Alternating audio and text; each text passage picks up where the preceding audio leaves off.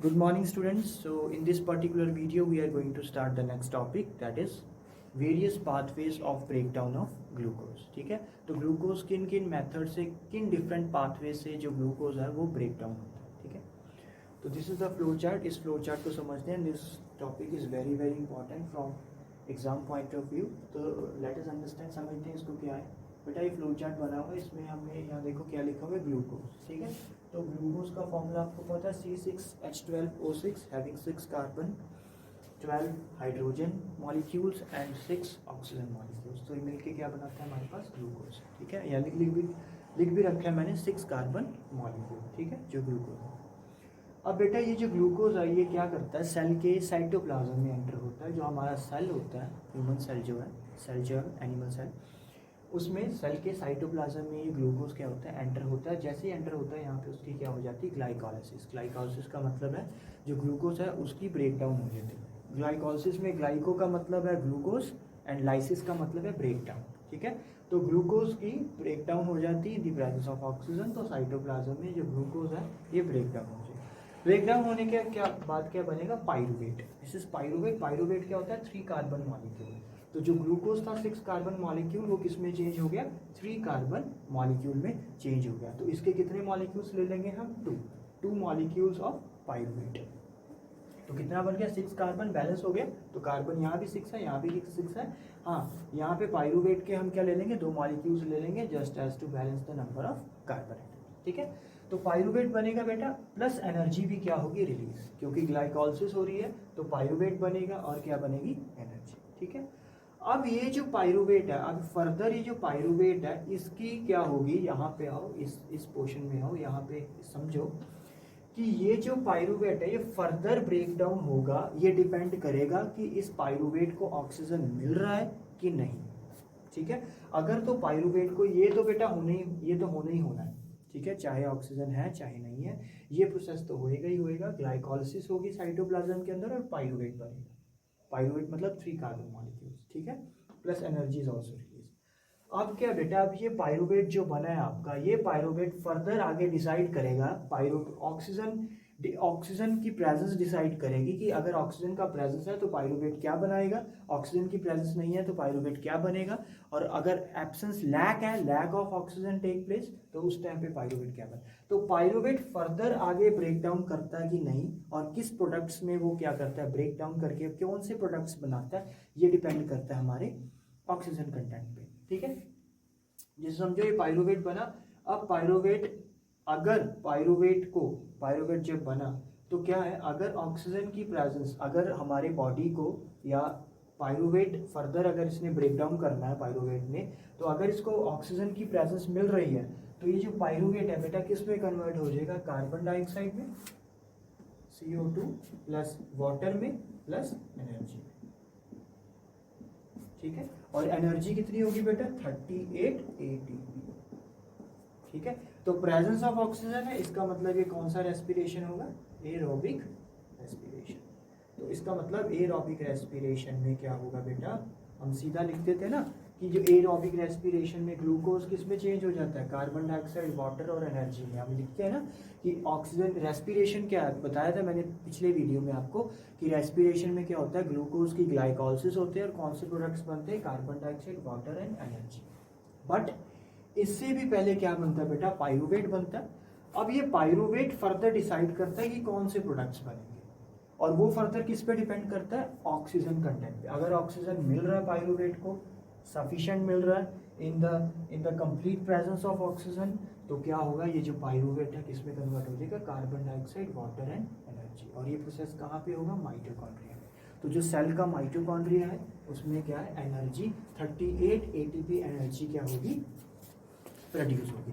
उसके बाद मैंने आपको बता ही दिया. अब ये ATP फर्दर क्या होता है, वाटर की प्रेजेंस में, पिछले वीडियो में मैंने बताया था आपको कि ये जो ATP है, 1 ATP क्या है, फर्दर ब्रेक डाउन होता है वाटर की प्रेजेंस में और क्या बनाता है, carbon dioxide, water and energy. तो वो आप पिछले वीडियो को देख लेना.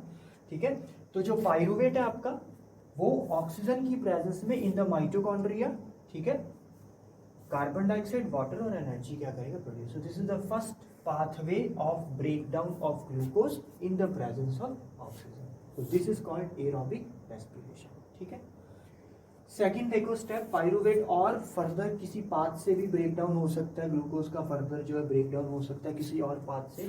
तो हम ये वाला पाथ कंसीडर कर लेते हैं, एब्सेंस ऑफ ऑक्सीजन। अगर पायरूवेट को या हमारे ग्लूकोज को या पायरूवेट को ऑक्सीजन नहीं मिलेगा, फिर भी क्या होगा बेटा, एनर्जी रिलीज होगी, बट ये जो एनर्जी है ये बहुत ही क्या होगी, कम होगी। ठीक है, तो किस में होता है बेटा ये एब्सेंस ऑफ ऑक्सीजन, इस प्रोसेस को हम बोलते हैं बेटा क्या, एनारोबिक रेस्पिरेशन। एनारोबिक रेस्पिरेशन क्या बेटा, in the absence of oxygen, the respiration that take place in the absence of oxygen, that is called as anaerobic respiration. तो एनारोबिक रेस्पिरेशन में क्या होगा, ये जो पायरूवेट है आपका कौन कौन से प्रोडक्ट्स बनाएगा, ethanol that is C2H5OH plus carbon dioxide plus energy. Energy बेटा तीनों ही केसेस में बनेगी, बट कंडीशन ये है कि अगर पायरूवेट को ऑक्सीजन ज़्यादा मिल रही है तो एनर्जी कंटेंट ज़्यादा होगा। हाँ, अगर पायरूवेट की breakdown in the absence of oxygen हो रही है तो एनर्जी कंटेंट क्या होगा, कम होगा। ठीक है, और ये वाला जो एनारोबिक रेस्पिरेशन होता है ये कहाँ पे होता है, ये यीस्ट में होता है। यीस्ट आपको पता ही है यूनिसेलुलर ऑर्गेनिजम्स होते हैं। तो यूनिसेलुलर ऑर्गेनिजम्स में क्या होता है बेटा, यूनिसेलुलर ऑर्गेनिजम्स क्या करते हैं, जैसे यीस्ट की बात कर ले तो यीस्ट क्या करता है, पायरूवेट को या ग्लूकोज को या पायरूवेट को क्या करता है, उसकी ब्रेकडाउन करता है किस किस प्रोडक्ट्स में, ethanol, carbon dioxide and energy.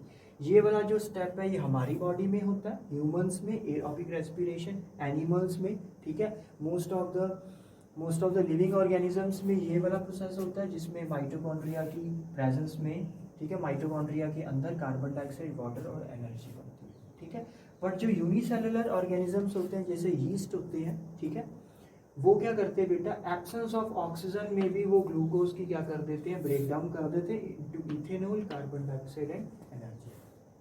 जैसे मैं एग्जांपल देता हूँ आपको फर्मेंटेशन की।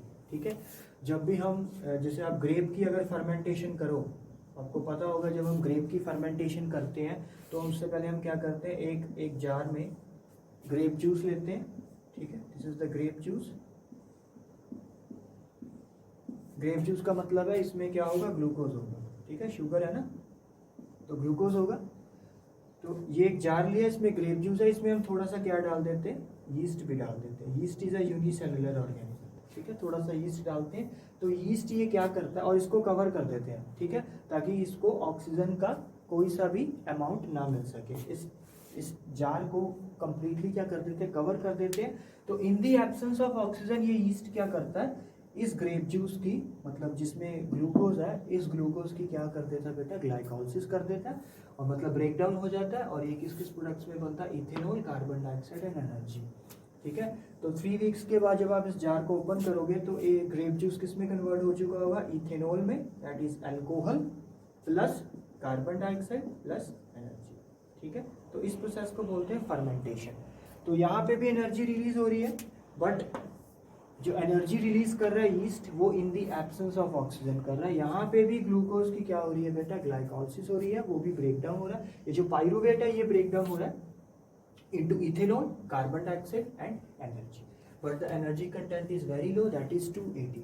ठीक है, और ये कर कौन रहा है, यीस्ट में होता है, यूनिसेलुलर ऑर्गेनिजम्स में ये वाले स्टेप से क्या होता है, ग्लूकोज की ब्रेकडाउन होती है। ठीक है, इसीलिए यूनिसेलुलर ऑर्गेनिजम्स में जो एनर्जी बनती है by the breakdown of glucose वो कम होती है, बट ह्यूमंस में 38 ATP क्या होती है, एनर्जी रिलीज होती है, क्योंकि ग्लूकोज की जो ग्लाइकोलिसिस हो रही है वो presence of complete presence of oxygen. ठीक है, और एक और केस है, एक और पाथ है जिसके थ्रू हमारा जो ग्लूकोज है वो क्या है, फिर से ब्रेक कर सकता है, लैक ऑफ ऑक्सीजन। अगर ऑक्सीजन जो लेवल है वो ज़्यादा नहीं है, ठीक है, इतना ज़्यादा नहीं है, तो वहाँ पे भी क्या है, ग्लूकोज की जो है ग्लाइकोलिसिस होगी, ब्रेकडाउन होगा ग्लूकोज, जो पायरूवेट है ये ब्रेकडाउन होगा into lactic acid and energy. और ये कहाँ होता है, ह्यूमन सेल्स के अंदर। ठीक है, हमारे मसल सेल्स के अंदर, आप ऐसा कह सकते हो।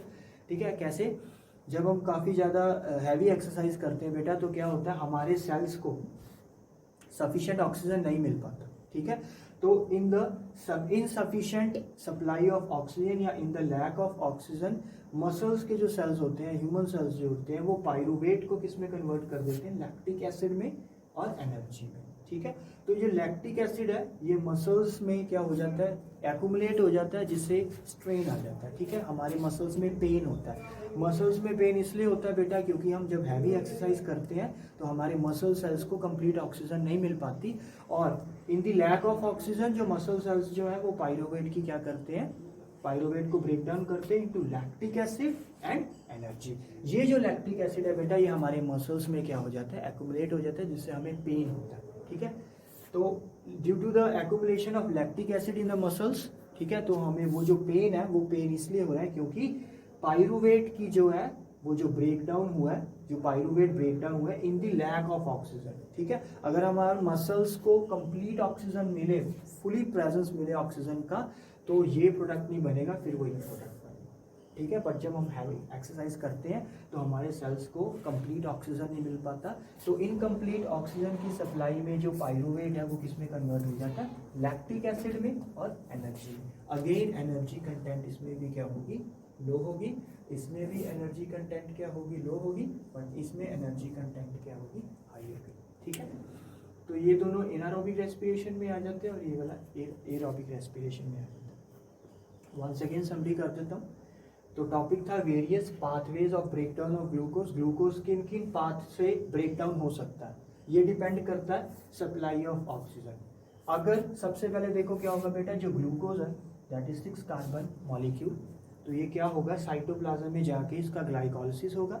ग्लाइकोलिसिस होने के बाद ये क्या बनेगा, पायरुवेट बनेगा, ठीक है। पायरुवेट मीन्स 3 कार्बन मॉलिक्यूल, ठीक है।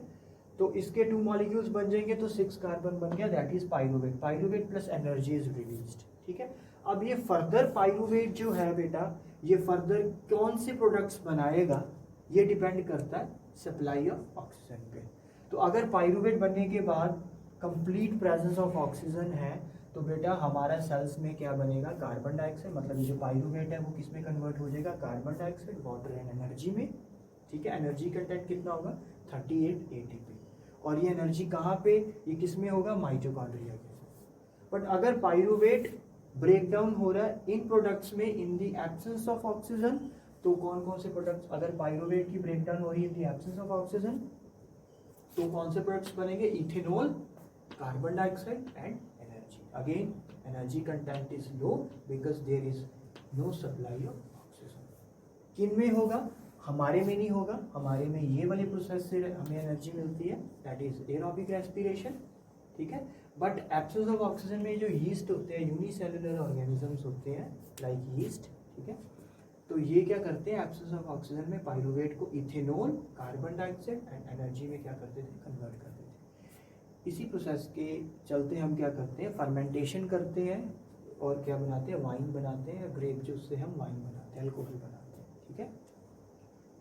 And the third one is pyruvate, जब लैक ऑफ ऑक्सीजन, मतलब पायरुवेट को अगर कंप्लीट ऑक्सीजन नहीं मिल रहा ब्रेकडाउन के लिए, तो क्या होता है, लैक्टिक एसिड बन जाता है और एनर्जी क्या होती है, रिलीज होती है। और ये कहाँ पे होता है, हमारे सेल्स में, ठीक है, ह्यूमन सेल्स में, या मसल सेल्स आप लिख सकते हो, यहाँ पे मसल सेल्स लिख लो।